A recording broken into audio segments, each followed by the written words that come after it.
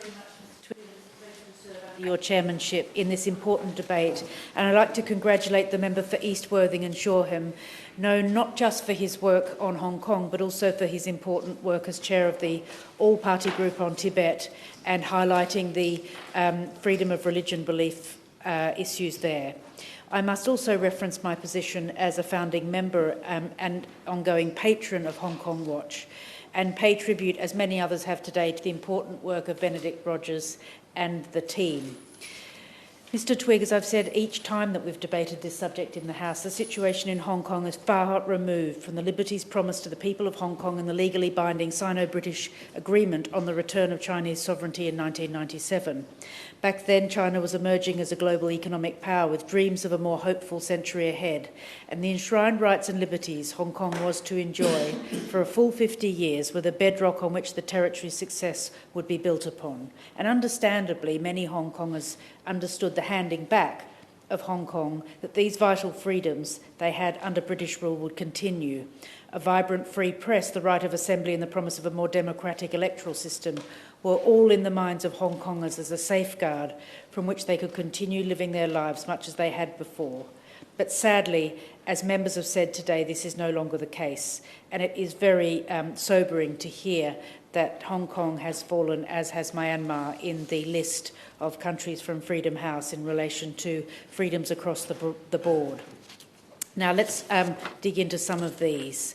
I wonder whether the Minister would outline a letter which I know has gone to her from a number of members of Parliament, including myself, what assessment the FCDO has made of the bounty on the heads and the threats of people just carrying out their conscience here in the UK and asking questions about human rights. I have written to her on that question, as has many in the House, and I look forward to her reply here in verbally and, of course, in writing when her officials have time to pull up that draft. It is very important that we follow each and every one of the developments on the important question of freedoms for Hong Kongers.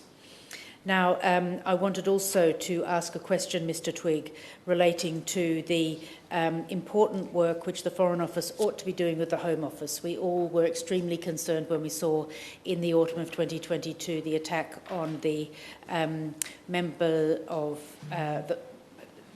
outside the consulate in Manchester, and following on from that, other allegations against dissidents here in the UK, and of course now this particular attack on people who are allies of those Hong Kongers, and what assessment she has made together with the Security Minister from the Home Office of the important work which the Whitehall should be doing across departmentals. So could she please cover that in her reply?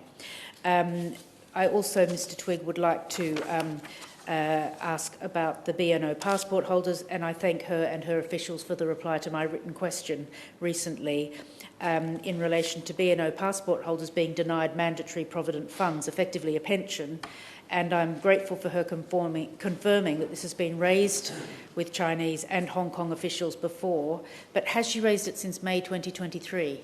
Which was when she said that she raised it most recently. That's quite a long time ago now. Is she continuing to raise it and being relentless? It's a very long-term relationship, and it's important that we don't give up. Now, there also remains a key need for the UK to engage with partners on the global stage to provide a sanctuary for Hong Kongers. And will she outline what specific discussions she's had on Hong Kong with her US, Canadian, Australian, New Zealand and European counterparts? For those who remain in Hong Kong and for the city itself, there is more that we can do. Now, of course, the case of Jimmy Lai and the questions around freedom of religion, freedom of expression have been given a thorough going over by the first speaker in today's debate, and indeed mentioned by all others. I was very pleased to read that in today's statement from Geneva, that the key official has mentioned Jimmy Lai this time in dispatches, which I'm very pleased about. And indeed, even Lord Cameron has mentioned this important case because obviously it's a very key moment right now because the case is before the courts. But could you tell me whether the Prime Minister will now raise it? Because obviously it is a matter of sending this up the hierarchical tree, and I think it would be really good, now that we seem to have won the argument with the Foreign Office, and with the new Foreign Secretary, whether we can perhaps get the Prime Minister as well to mention this in his important foreign policy work. It was great to hear the member for Lewisham East raising the case of Jimmy Lai, because it really helps if many members can meet his son Sebastian and also continue to raise the case. I'm now concluding my remarks, Mr Twigg. I know that there's still time for the Minister to wind up.